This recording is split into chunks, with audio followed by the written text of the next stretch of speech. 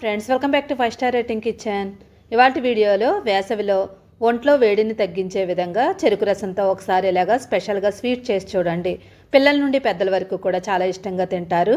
ఒక్కసారి తిన్నారంటే మళ్ళీ మళ్ళీ తినాలనిపించే ఈ స్పెషల్ స్వీట్ కోసం ముందుగా నేను ఇక్కడ 2 చెరుకులు తీసుకున్నాను ముక్కలు. వీటిని కట్ చేసుకోవాలి. చిన్న చిన్న ముక్కల కింద కట్ చేసుకోండి.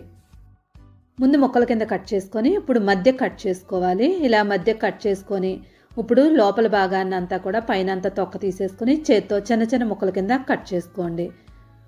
ఇలా కట్ చేసుకున్న తర్వాత ముక్కలన్నింటినీ ఒక ప్లేట్లో వేసుకోండి. సైజు ఏది ఉన్నా పర్వాలేదు. ఇలాగ ముక్కల కింద కట్ చేసుకొని పక్కన పెట్టుకొని ఒక కుక్కర్ తీసుకోవాలి. దానిలో 1 కప్పు వరకు సగ్గుబియ్యం తీసుకోవాలి. వీలుంటే ఒక అరగంట నానబెట్టుకోండి. వీలు లేని వాళ్ళు అప్పటికప్పుడు చేసుకునేటప్పుడు ఇలా కుక్కర్లో వేసుకోండి.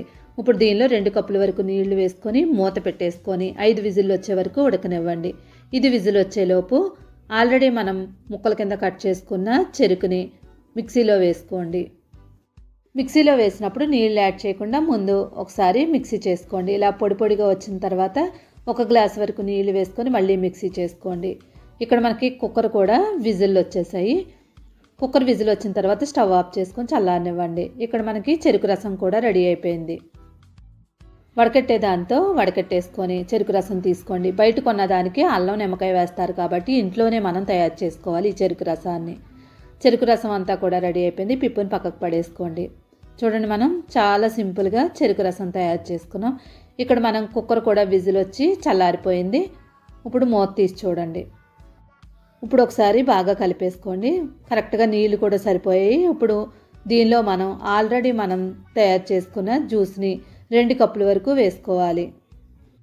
2 ముక్కలు చెరుకు రసం అయితే కరెక్ట్గా సరిపోద్ది. 2 కప్పుల వరకు మనకి చెరుకు రసం వస్తుంది. ఇప్పుడు చెరుకు రసం వేసిన తర్వాత ఒకసారి బాగా కలిపేసుకొని స్టవ్ వెలిగించుకోండి. స్టవ్ వెలిగించుకొని మనకి ఈ చెరుకు రసంలోనే ఈ సగ్గుబియ్యం అంతా కూడా ఉడకాలి. 5 నిమిషాల పాటు మీడియం ఫ్లేమ్ మీద పెట్టుకొని చక్కగా మొత్తం సగ్గుబియ్యాన్ని అంతటినీ కూడా ఉడికించుకోండి.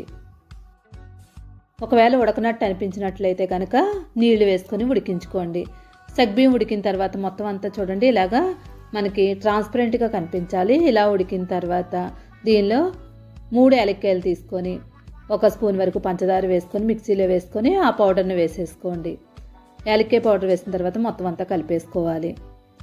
ఇలా మొత్తం కలుపుకున్న తర్వాత దీనిలో మరిగించిన పాలు 1 కప్పు వరకు వేసుకోండి. మరిగించి చల్లారిన పాలు వేసుకోండి. మేగడతో పాటు వేసుకోండి. టేస్ట్ కూడా చాలా బాగుంటుంది. నీళ్ళేమి వేసుకొని పాలు వేసుకోవాలి. చక్కగా మరిగించిన పాలు వేసుకొని కలిపేసుకోండి. మొత్తం అంతా కలిసేలాగా కలిపేసుకోండి. పాలు ఎక్కువ తీసుకునే వాళ్ళు కావాలనుకుంటే ఇంకో 1 కప్పు వరకు పాలు వేసుకోవచ్చు. కానీ 1 కప్పు అయినా సరిపోతుంది. ఇలా మొత్తం అంతా కలిపేసుకొని 2 నిమిషాల పాటు ఉడకనివ్వండి.